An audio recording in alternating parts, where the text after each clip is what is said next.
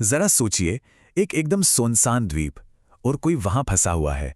निकलने का कोई कोई रास्ता नहीं। आज हम एक ऐसे ही ग्रुप की कहानी में उतरेंगे जिन्होंने नामुमकिन को मुमकिन करने की कोशिश की। मुझे लगता है तुम सच में पागल हो गए हो। ये शब्द, ये सिर्फ कोई मजाक नहीं था। नहीं, ये तो उस खतरनाक सच्चाई का आईना था जिसका सामना वो लोग करने वाले थे। तो सवाल सीधा सा था, क्या कुछ ऐसे लोग जिन्हें सेलिंग का स भी नहीं पता, वो कबाड़ से, जी हां, कचरे से नाव बनाकर एक वीरान द्वीप से बच निकलेंगे? चलिए पता लगाते हैं।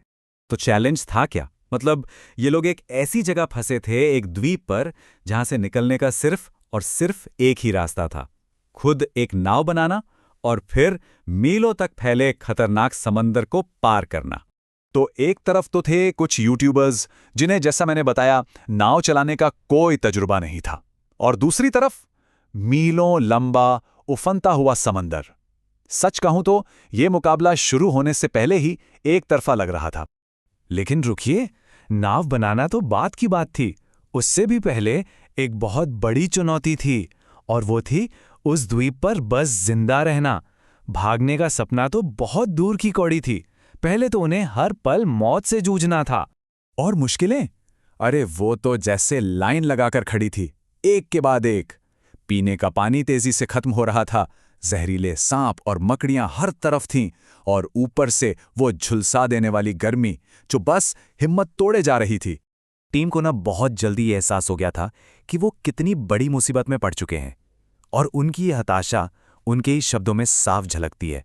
तो चलिए अब कहानी के उस हिस्से पर आते हैं जो किसी इंजीनियरिंग चमत्कार से कम नहीं था।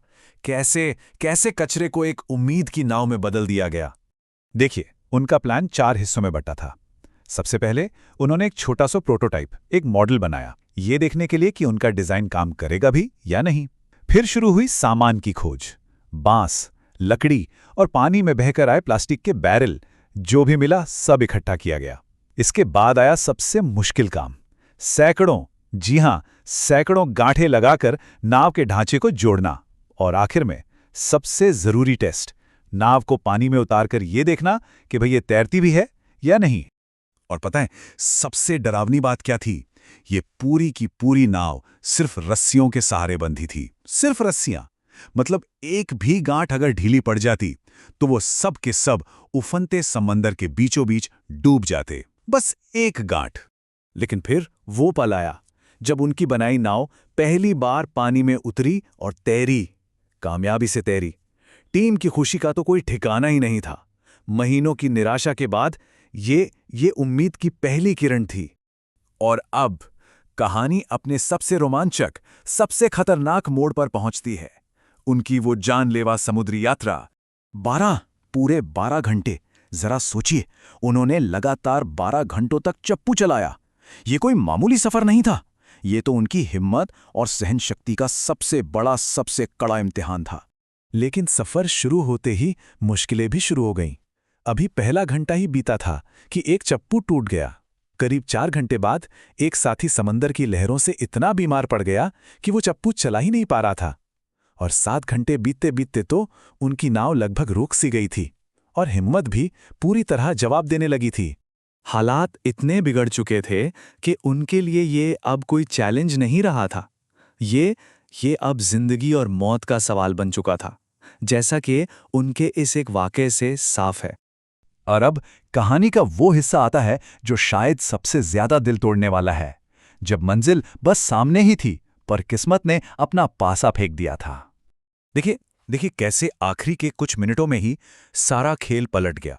मंजिल सिर्फ 1 मील दूर थी। टीम में जश्न का माहौल था, लेकिन तभी कुदरत ने अपना रुख बदला। समुंदर का ज्वार बदलने लगा, हवा का रुख उल्टा हो गया, और उनकी नाव किनारे की तरफ जाने के बजाय वापस गहरे समुंदर की ओर खींची जाने लगी। सिर्फ आधा मील, बस आधा मील। वो किनारे से बस इतनी ही दूर थे जब उन्हें हार माननी पड़ी। सोचने में ये दूरी कितनी कम लगती है ना? पर उस पल में ये एक न खत्म होने वाला फासला बन चुका था। जीत और हार के बीच का फासला इतना सा था, इतना मामूली। अगर वो लोग सिर्फ 20 मिनट पहले उस जगह पहुंच जाते तो आज कहानी कुछ और होती। लेकिन किस्मत को ये मंजूर नहीं था। वो चंद मिनटों से हार गए। इन शब्दों में ना वो पूरा दर्द है, वो पूरी तकलीफ है जो मंजिल के इतने करीब आकर हार जाने पर महसूस होती है। सारी मेहनत, सारी हिम्मत मानो एक पल में पानी में मिल गई। तो ये कहानी हमें एक बहुत बड़े सवाल के साथ छोड़ जाती है। एक शानदार ऐतिहासिक जीत और एक दिल तोड़ देने वाली हार के बीच आखिर कितना फर्क होता है? क्या ये सिर्फ मेहनत का खेल है, या कभी-कभी किस्मत और चंद मिनट ही सब कुछ तय कर देते हैं?